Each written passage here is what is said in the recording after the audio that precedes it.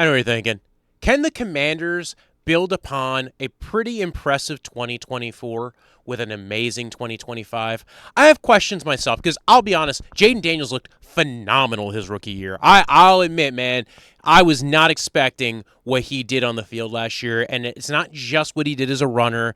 It's not just what he did with his athleticism. It was his ability to see the field and see it very well and make Terry McLaurin look very good. Not that Terry McLaurin needed help. Terry McLaurin's been very good for most of his career, and we'll talk about him in a second. But I was not expecting what he did. And usually those kind of quarterbacks, like the athletic quarterbacks who play very well, like they get found out. He did not really get found out. That's the thing. Like usually you figure out like their weakness at some point during the season, whether it's the slot corner blitz, which often happens, is like, oh, they're not reading the defense. No, he beat blitzes pretty damn well. That was the thing. Like this might be the second coming of Lamar Jackson. I might even argue Jayden Daniels could be better, except, again, we're having this one issue going into this offseason, which is I don't think they're building a very good team around him. What? Walter, what are you saying? Listen, I was excited about this team going into the offseason, right? Making it one game out of the Super Bowl, and I honestly do believe that this is a team that is very, very good with Jayden Daniels. But, one, if that guy goes down, gets injured, has any issues at all, they're done. And I truly believe it because, like, I know they were able to kind of get away with some stuff for a little bit, but you look at the way they're built and a lot of their moves this offseason. Now, I'm not saying all their moves are bad. This is the one team that I looked at after free agency in the draft and actually don't feel as comfortable as I did prior to free agency in the draft because of some of the moves. I will talk about two moves that I really loved. I loved the Laremy Tunsil trade, and I liked the Deebo Samuel trade. I thought Deebo would be a great number 2 to Terry McLaurin. Unfortunately, this is where we have a problem because it sounds like we might not have Terry McLaurin going into the offseason. Or at least like right now, we're going into training camp and there has not been an extension done. It feels like there's a dispute on the horizon. Does he show up to camp? Does he hold in? Does he hold out? Do they extend him? Do they wait all summer to finally come to an agreement on an extension? What do? Does he ask for a trade? Do they try to trade him? What happens if that happens? I am concerned. I don't think they end up trading him. I think they come to an agreement at some point. I know, we've been talking about TJ Watt in the Steelers and there being a dispute, and all of a sudden they've extended him. So it does feel like some of these disputes get resolved at some point. I do understand where maybe the dispute is coming here because Terry McLaurin lives in a weird world. He's an older player who came along very well. Like he started in the NFL very well, and he's come along very well, and now he's under the last year's contract, and he's kind of looking at it going like, man, I need an extension now because like he's already 30. So he needs to make sure he's taken care of for the rest of his career. And I don't know if the Commanders are willing to give him the money. The problem being that like he only has $15 million as a base salary going into this year, and he probably wants an extension and guaranteeing 2 more years of the contract. And, going into the next few years of his career, this might be the last chance he gets at getting a major extension, at getting a lot of money. Now, the dispute, I think, truly is, where do you value Terry McLaurin, right? Is he in the Calvin Ridley, Godwin, Diggs, Adams market? Because he feels younger. Like when you are talking about those guys, because he is an older player who came out in the NFL draft older, he happens to just be in people's memories as maybe a younger player, but he's already almost 30 and will be 30 this season. And that's kind of more Chris Godwin, Diggs, Adams, Ridley territory. Granted, to be fair, Godwin might be a little bit younger, but Godwin's also coming off a major injury and has not succeeded as far as a downfield receiver in the way that Terry McLaurin has. Terry McLaurin, I think, is a great player. He might be comparing himself to DK Metcalf, A.J. Brown, who's maybe the closest comp to him right now as far as contract extensions go, and Brandon Ayuk. The thing is, Brandon Ayuk's several years younger, and even DK Metcalf's a couple years younger than our good friend Terry McLaurin. And even A.J. Brown is about a year or two younger, so almost full 2 years younger. And A.J. Brown's contract, he just got an extension. The average salary on that is $32 million. Signing bonus is $20 million. He's got $51 million guaranteed at signing. It's a lot of money. And I think that's where we're seeing the dispute is the guarantee levels of how many more years are you getting on top of your guarantees. How many more years is DK getting on top of his guarantees? He got $60 million guaranteed at signing. You look at what Diggs got in free agency. Diggs got $16 million guaranteed at signing. Granted, I understand, free agent with an ACL tear. You look at Godwin, he got $44 million guaranteed at signing, but he's sticking in-house. He's a little bit younger. Calvin Ridley got $45 million, $46 million guaranteed at signing, and there might be more fully guaranteed further down the line of that contract as he continues to play. Maybe up to $50 million as far as the guarantees go, but it's $47 million guaranteed at signing. And Adams, again, so now we're having this kind of area of, I think he's probably looking for at least the guarantees that Ridley got, right? The $45 million in guarantees, because that guarantees him mostly for the next 2 seasons. Can Terry get that? Can he get that from the Washington Commanders? Are they willing to give him that kind of money? I think they should, because I think he's going to get at least more than 2 years out of him. And if that's the case, honestly, if you can't get that out of them, trade him. Get what you can as far as a trade goes. I understand you need him right now, but look at what happens. A lot of times with receivers coming off these long delays of these contract negotiations where they're not playing, they're not building chemistry with their team, they're not getting reps in. And listen, Terry McLaurin has been great in the NFL so far. And he's been great with not great quarterback play. He finally has good quarterback play. He's finally able to make money on these multi-touchdown seasons that we were kind of hoping and expecting would happen when you gave him a good quarterback. So Terry, I love the guy. I think you either extend him now and try to get ahead of this and try to listen, you have a quarterback who's on a rookie deal. Put all the pieces around him. That's how you continue to build on what Jayden Daniels can do. That's, I think, why I'm very much pro giving Terry McLaurin, $45 million in guarantees. If that's what he wants, do it. If he wants more than that, if he wants $60 million in guarantees, I would maybe do it, but I know teams that wouldn't. Because again, you're talking about a receiver who is in his 30s, hasn't had an injury history, thankfully, knock on wood, yet. But then again, it happens. Injuries 100% in the NFL. You look at Brandon Ayuk, he got $45 million guaranteed at signing, and he got kind of an early extension on that. I'm very curious to see what they end up giving Terry McLaurin, but part of the reason why I would be very much in the zone of let's give him as much money as we can right away, even if it's not all fully guaranteed, but finding an answer to let's get this resolved fast and come to an agreement quick, is because you have Jayden Daniels on a rookie contract who played very well. You have Jayden Daniels who's on a rookie contract, played very well. You added Deebo Samuel. You added a left tackle in Laremy Tunsil. You've at least tried to fix some of the things that were around him on offense. Now, we will talk about the defense. I have a lot of concerns about this defense in Washington. But on offense, all right, I don't like the fact you lost Diami Brown, who was a guy who was building chemistry with Jayden Daniels, but you brought in a guy in Deebo Samuel who could be a very good number 2, a very different and dynamic number 2 to Terry McLaurin. He's not a number 2 to Terry McLaurin if Terry McLaurin's not playing. And you look at the rest of that receiving room, not that exciting. It's Deebo Samuel, Noah Brown, Luke McCaffrey, KJ Osborne, who was a role player at best for other teams with Minnesota, and then when he went to the Patriots, who's a team that was desperate for receiver, he did nothing. So I think they probably want to make sure they have Deebo and Terry in the same room and healthy and at the same time. But I digress. You look at the other guys there, Michael Gallup. Okay, maybe he's finally recovered after many years from this ACL that he never really seen fully recovered from. But again, that was a shot in the dark. You're hoping that turns into something. You don't want it to be the thing you are now relying on. You don't want Michael Gallup, all these years removed from an ACL, never seeming to come back to full speed. You don't want KJ Osborne and Noah Brown, who, again, another role player in Dallas. Another guy who has not been, he got 54 targets last year. Whoop-de-doo, 35 receptions. He spent 3/4 of his time an outside, right side receiver. Again, a discussion to be had about the OC in Cliff Kingsbury, that he keeps on sticking guys always on the same side of the field. But listen, let's go ahead and resolve the main issue here, which is get your star receiver signed. Just do it. I get it. Maybe you don't want to give him DK Metcalf money. I get it, because I was initially under that impression that maybe that's what he was asking for. Maybe that's what we're looking to do is DK Metcalf money. And then when you look at the years left that DK will have to play in the NFL, a 4-year extension for DK with $60 million guaranteed isn't really that big of a deal.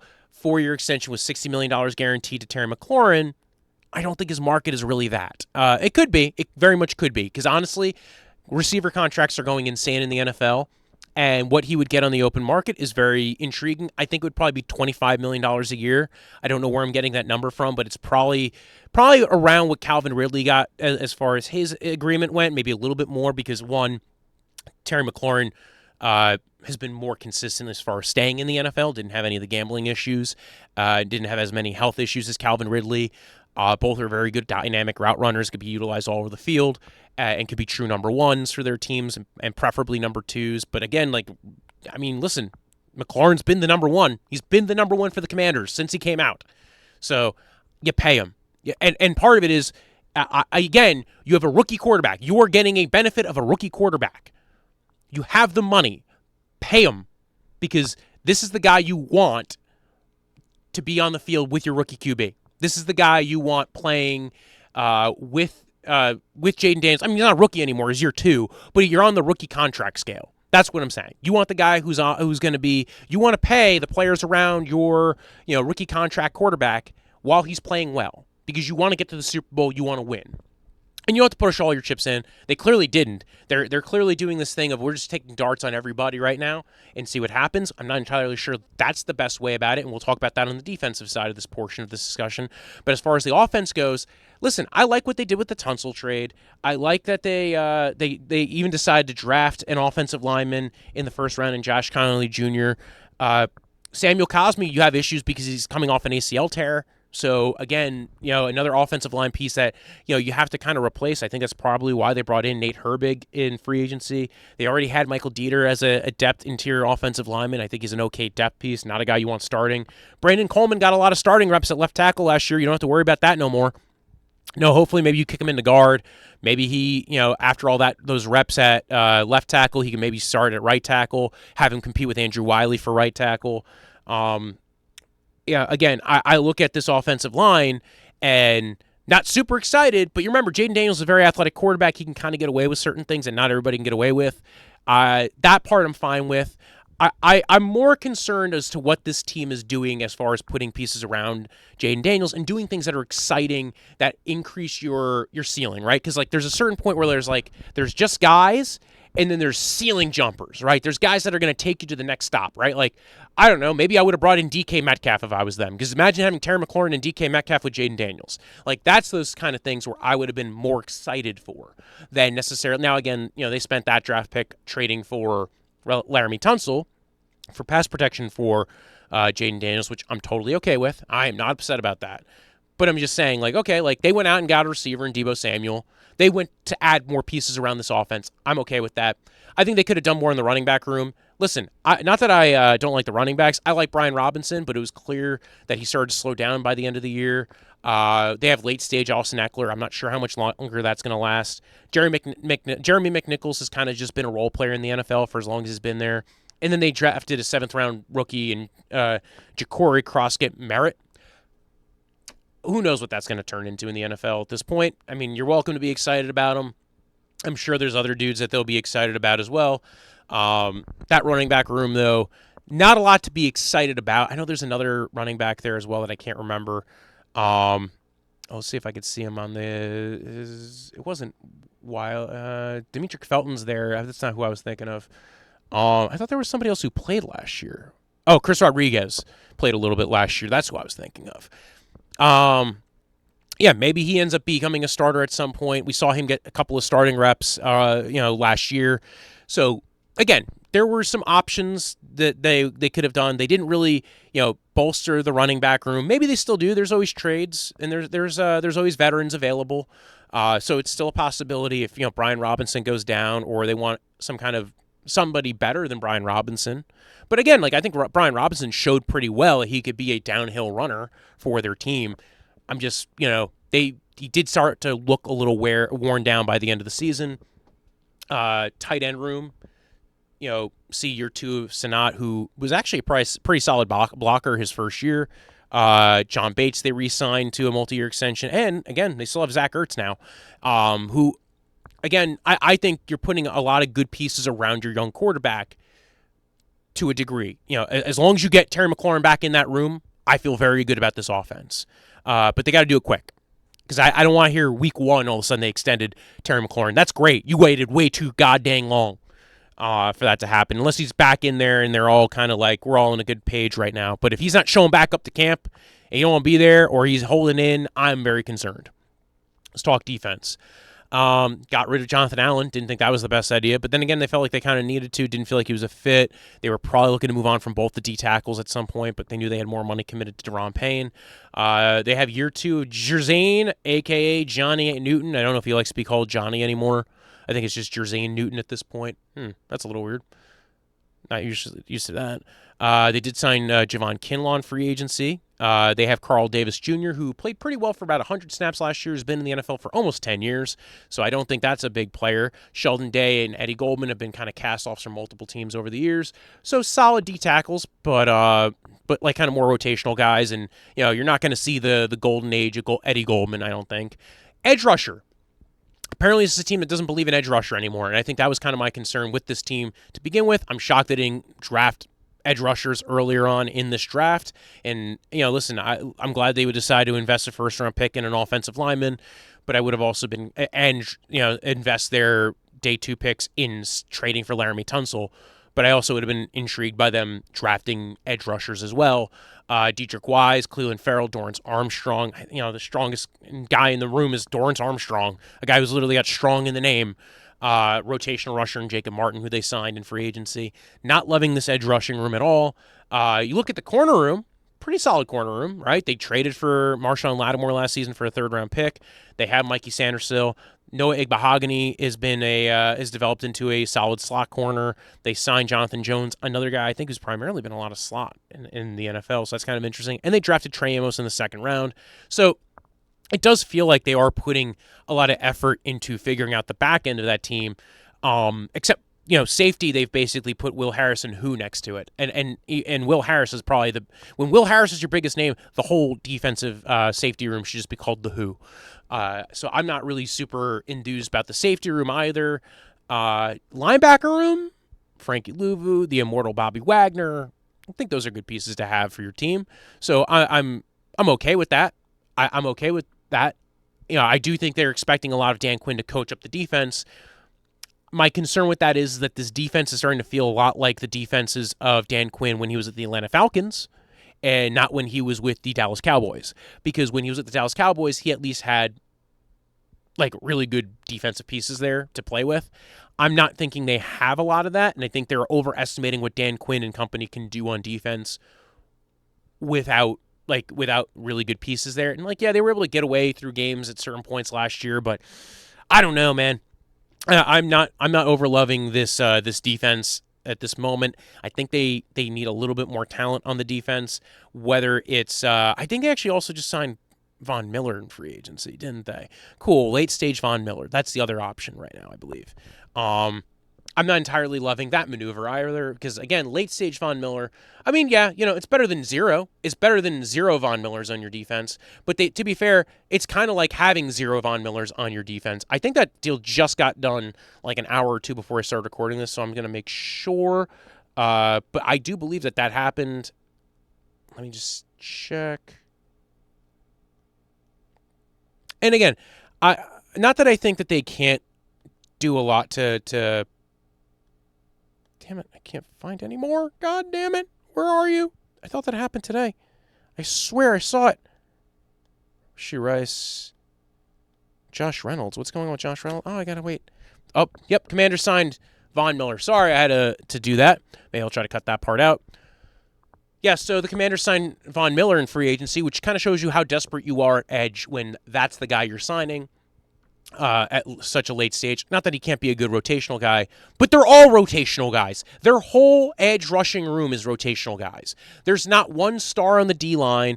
There's a couple of really good guys in the back end, but I'm not really, and some solid linebackers. And I think they'll be able to get away with winning some games. But again, another year of a middling defense, if that costs you another playoff spot or worse, guys start to get injured, you have setbacks on the offense, I think you're going to have a lot of issues. So I am maybe more tempering my expectations with the Commanders going into this year than maybe I would have been prior to free agency and the draft. So I like the Commanders, and I love what Jayden Daniels has done. but they got to get Terry McLaurin back in that room. They got to get into an extension. They got to get him back because they need this offense to kind of still click, and it becomes a lot harder without Terry. It becomes a lot harder if you can't do a lot of the things you need to do with Jayden Daniels on the field. When I woke up this morning, I was feeling pretty dangerous. About the past and about the future.